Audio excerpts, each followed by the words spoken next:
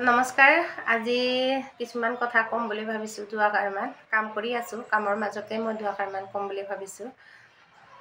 কিছুমান মানুহে কোনোবাই কিবা এটা ক'লে বুলি বা কোনোবাই ফুল 10টা বা 5টা দিলে বুলিয়ে মানে আন্তৰিকতা কিছুমান মানুহক কৈ দিয়ে।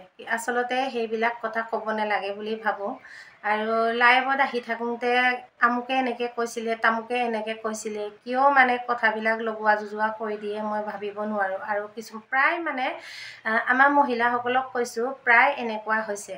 আৰু কিছুমান মতা মানুহ আছে যে এই তোমাক আমুকে এনেকৈ কৈছিলে, কিয় লগাবলগীয়া হয় এইবিলাক। আপোনালোকে একচুৱেলি এইবিলাক কথা লগোৱা যুজোৱা কৰিব নালাগে। আমি একে পৰিয়াল, একে হৈ আগুৱাই যাম বুলি ভাবিব।